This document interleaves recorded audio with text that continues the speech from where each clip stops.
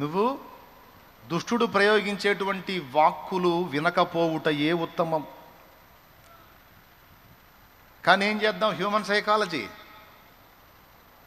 నీ గురించి ఫలానోళ్ళు ఇలా అంటే, అవునా, మీ వాళ్ళ గురించి ఫలానోళ్ళు ఇలా అన్నాడు, ఏమన్నారు ఏమన్నారు ఏమన్నారు ఏమన్నారు ఏమన్నారు ఇంకేమన్నారు ఇంకేమన్నారు ఇంకేమన్నారు ఇంకేమన్నారు అని వినుట ద్వారా నీలో ఒక విశ్వాసం ఏర్పడుతుంది. నీ వాళ్ళకి ఇలా ఇద్దంట అలా ఇద్దంట, ఇలా చేస్తారంట అలా చేస్తారంట అనే విషయాలన్నీ నువ్వు విన్నప్పుడు నీలో విశ్వాసం ఏర్పడుతుంది. అది నీలో నెరవేరుతుంది, నీ ఇంట్లో నెరవేరుతుంది. అప్పుడు ఉత్తమం ఏంటి? అలాంటి పనికి మాలిన మాటలకు చెవిని ఇయ్యకపోవటమే ఉత్తమం.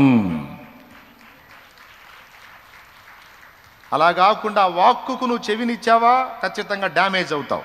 దేవుడు నాకు నేర్పిన అనుభవం ఇది. అర్థమైందా? నిరాశపరిచే మాటలు, కృంగదీసే మాటలు, రెచ్చగొట్టే మాటలు, ప్రేరేపించే మాటలు, ఏ మాటలైనా నిన్ను అభ్యంతరపరిచే మాటలకు చెవినియొద్దు. ప్రోత్సహించే మాట నేను ఇస్తా, నువ్వు తీసుకొని ముందుకు సాగిపో.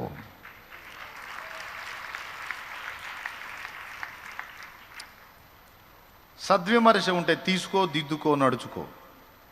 కానీ దుర్మార్గపు మాటలకు చెవినియొద్దు. అసూయతో, కలహబుద్ధితో, ద్వేషంతో, విద్వేషంతో వెళ్ళగక్కి విషపు వ్యాఖ్యలకు చెవినియొద్దు. చెవినిచ్చావా మంత్రాలు పనిచేస్తాయిరా. చెవినియకపోతే ఏం జరిగిందో తెలుసా? పలికబడిన వ్యాఖ్యలు, పలకబడిన మంత్రాలు, పలకబడిన వాక్కులు రిటర్న్ వెళ్తాయిరా, వాళ్ళకి తగులుతాయి. నీ మీద ఎవడు ప్రయోగించాడో, ఎవడు నిన్ను డ్యామేజ్ చేయాలని, ఎఫెక్ట్ చేయాలని మంత్ర ప్రయోగంతో పంపిణీ చేశాడు, నువ్వు దాన్ని స్వీకరించినప్పుడు ఏం జరిగిందో తెలుసా? ప్రయోగించిన దుష్టశక్తి నిర్ణీత ప్లేస్లో వాలనప్పుడు ప్రయోగించిన వాని దగ్గరికే పోతుంది, వాని ముఖమే పగలు కొడుతుంది. అర్థమైందా? జీవితకాలం గుర్తుపెట్టుకోండి. ఒక దరిద్రపు అలవాటు ఉంటుంది, వినటం. వినాల్సింది వినరు, దేవుని వాక్యం వినరు, దేవుని వాక్కు వినరు, దేవుడు ఏం చెప్తున్నాడో వినరు, మోకాళ్ళేసి దైవస్వరం వినరు. దయ్యపు స్వరాలు వినటానికి అలవాటు పడిపోయారు. దయ్యపు స్వరాలు వినటానికి అలవాటు పడిపోయారు. దేవుని స్వరము వినాలి, దేవుడు ఏం చెప్తున్నాడో వినాలి. లేకపోతే మంత్రం మాటతో పనిచేస్తుంది, మాటతో ప్రయాణిస్తుంది అన్న మాట గుర్తుపెట్టుకొని ఇకనన్నా బుద్ధి తెచ్చుకొని నిన్ను డిస్టర్బ్ చేయడానికి, నిన్ను దెబ్బతీయటానికి, గాయపరచడానికి, కృంగతీయటానికి అబద్ధముగా పలికే మంత్ర ప్రయోగపు మాటలు ఏవి లక్ష్య పెట్టద్దు. లక్ష్య పెట్టిన వాళ్ళంతా అర్భకులు, అమాయకులే, బలైపోతారు, దెబ్బతింటారు, ఖచ్చితంగా దెబ్బతింటారు. ఇప్పుడు సూత్రం ఏందా? అందరు చెప్పండి. ప్రోత్సహించే వాక్కులు విను, ప్రేమతో దిద్దుబాటు చేసే వ్యాఖ్యలు విను, కానీ కృంగదీయటానికి దుష్టుడు చేసేటువంటి ప్రయోగతంతులైన వ్యాఖ్యలను వినవద్దు. విన్న ఎడల నువ్వు దెబ్బతింటావు. అంటే ఏది వినాలో ఏది వినొద్దో కూడా మనం ఫిల్టర్ చేసుకోవాలి. అర్థమైందా? లేకపోతే ఒక ఆటో బావిలో పడ్డదండి. పొలంలో బావి ఉంది, వీడు తెలియదు బావి ఉందని, లోతైన బావి, పెద్ద బావి, పోయి పడ్డది ఆటో మునిగిపోయింది. అందులో 3 ఉన్నారు, మునుగుతాలు లెగుస్తూ ఉన్నారు. ఈ ఆటో పట్టం చూసిన వాళ్ళు, పొలాల వాళ్ళందరూ పరిగెత్తుకుంటూ వచ్చారు. ఇప్పుడు అద్దె మధ్యలో అడవిలో బావి, పొలాల్లో బావి, తాళ్ళు, వాడిని బయటికి తేవటానికి అన్ని తతంగం అంతే ఎట్లా దొరికిద్ది. కాబట్టి ఒడ్డున వాళ్ళందరూ మాట్లాడుకుంటారు, రే లోతైన బావిలో పడ్డారు, వాళ్ళని బయటికి తీయటం కష్టంరా, ఇప్పుడు తాడు ఎక్కడ తెద్దాం, ఇక్కడ తాడాడు దొరికిద్ది, అయ్యో కష్టం కష్టం కష్టం అని ఒడ్డునున్న వాళ్ళందరూ మాట్లాడుకుంటున్నారు. 3లో ఒకడు మునిగిపోయాడు.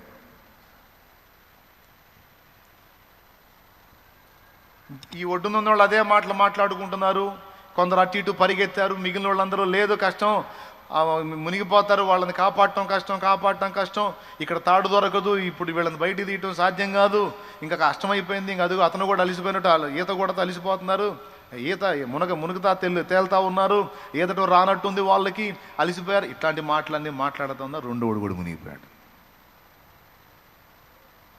మూడోవాడు అట్లనే తిరుగుతూ ఉన్నాడు. అట్లనే మునుగుతా లెగుస్తా తిప్పలు పడతా అట్లనే చేతులు ఆడించుకుంటే తిరుగుతూ ఉన్నాడు. ఈ లోపు ఒకడు తాడు తీసుకొచ్చాడు, వేసాడు. వాడు ఒడ్డుకొచ్చాడు. అక్కడ తాడు పట్టుకున్నాడు, ఒడ్డుకొచ్చాడు.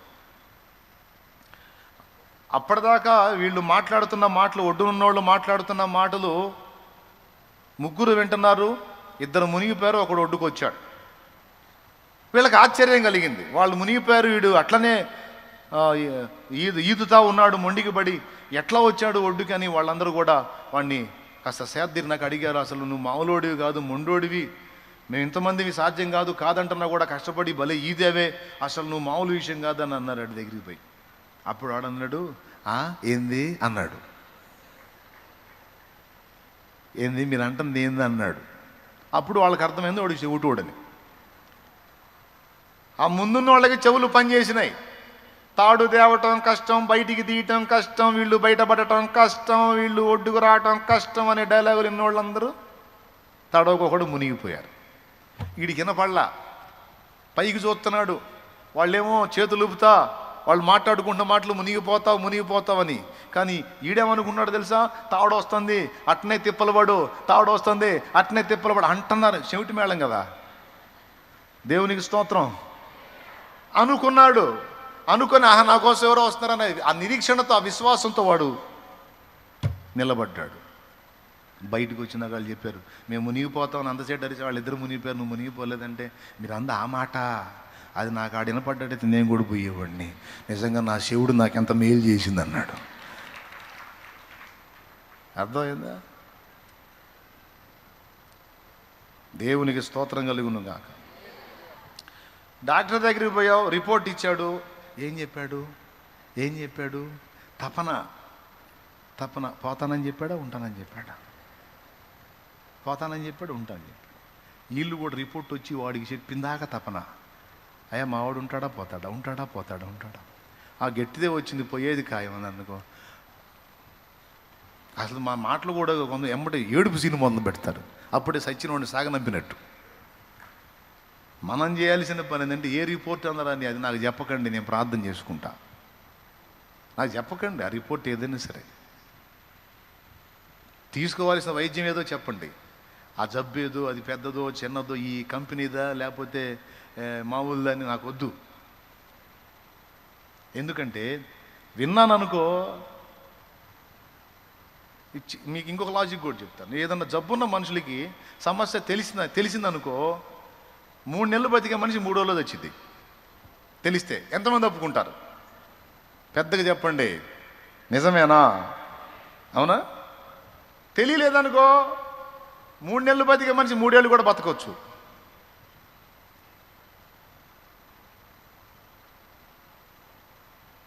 ఏది వినాలో ఏది వినకూడదో, దేనికి చెవి ఇయ్యాలో దేనికి చెవినివ్వకూడదో బుద్ధి ఉండాలి మనకి.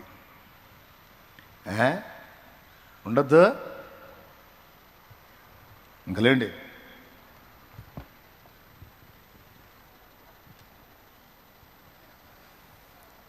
పైకి లేచి నిలబడదాం.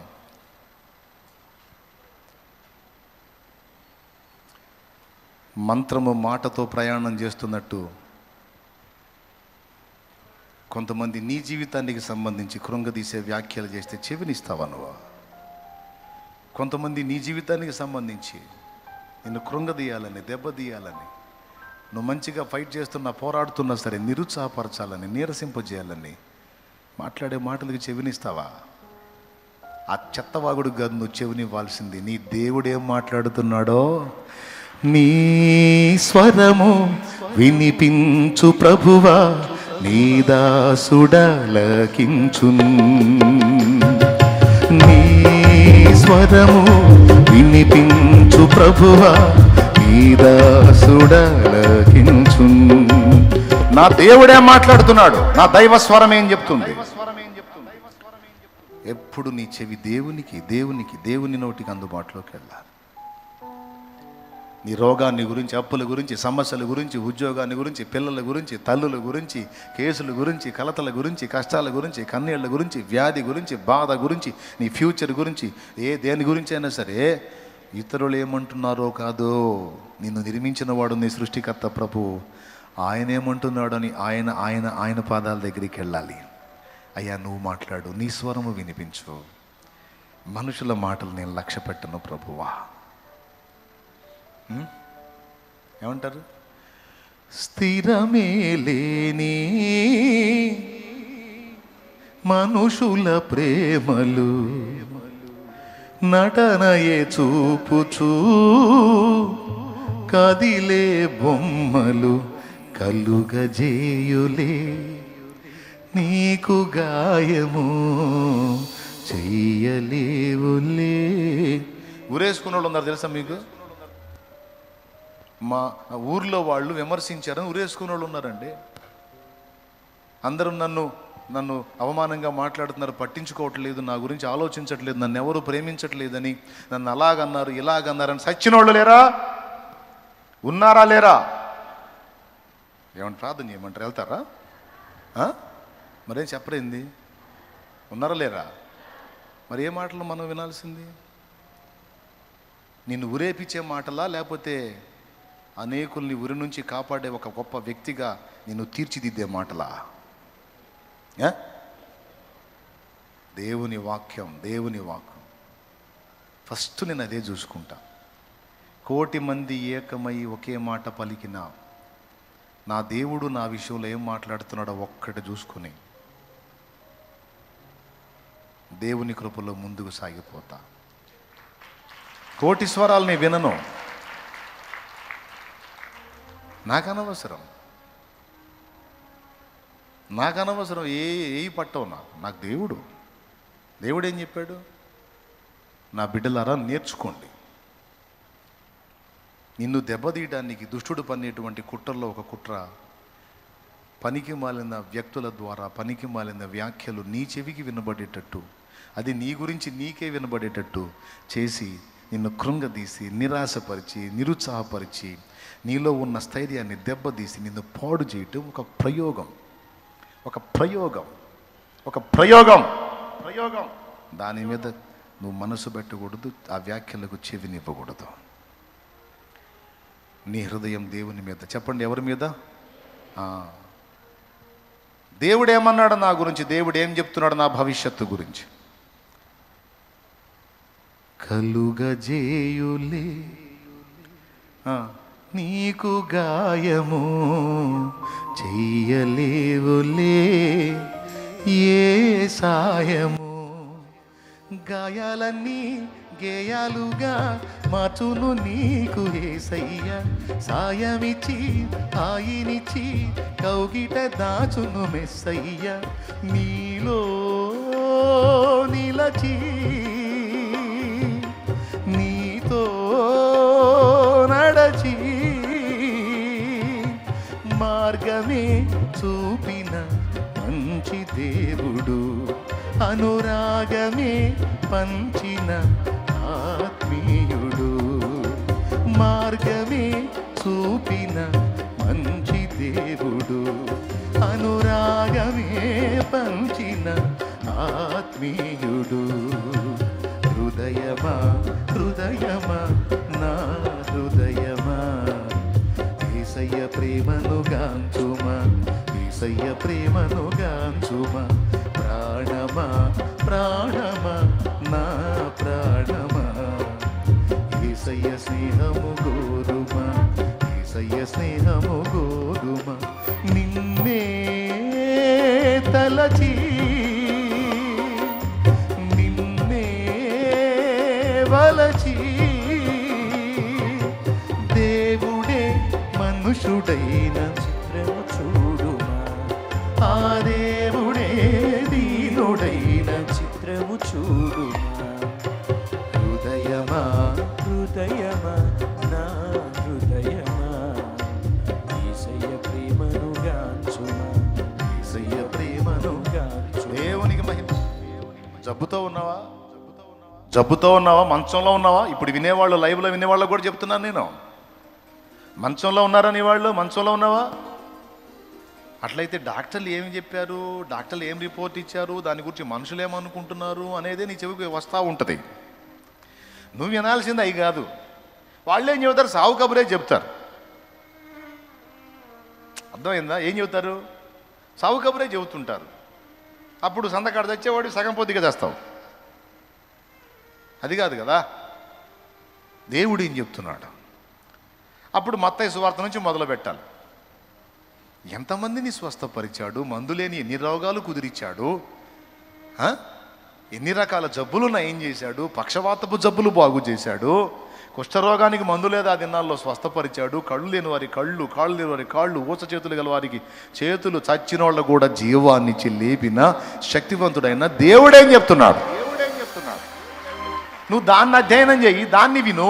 ఎవడన్నా వచ్చి కూర్చొని ఏందంటే ఆ జబ్బంటకి ఈ జబ్బడు, ఈ సోదొద్దురా నాకు ఆపరే ఆపు, బైబిల్ ఇస్తా చదువు, లేకపోతే పో. నిజంగా నన్ను ప్రేమిస్తే బైబిల్ ఇస్తా చదువు అని మత్తయి సువార్త ఇవ్వు. చక్కగా అందులో యేసయ్య చేసిన కార్యాలు చదవమను. చిత్రం ఏంటంటే అది చదివిన తర్వాత వాడికి కూడా విశ్వాసం కలిగిద్ది. వాడు ఏం చెప్పిపోతాడు తెలుసా? ఇంత గొప్ప దేవుడు నీకు తోడై ఉన్నాడు, తగ్గిద్దిలే పోరా వెళ్తున్నా నేను అని పోతాడు. లేకపోతే ఎరా ప్రకాషు ఏంద్రా నాకు తెలిసిందే, చాలా బాధ వేసిందిరా నీ గురించి తెలిసినప్పుడు ప్రకాషు, అసలు నాకైతే ఏమర్థం కాలేదురా, పిల్లలు కలదోడి కదా ఏమవుతావా అని అనుకున్నానరా ప్రకాషు. ప్రకాషు ప్రకాషు అంటే ప్రకాష్ ముందే చెప్తాడు.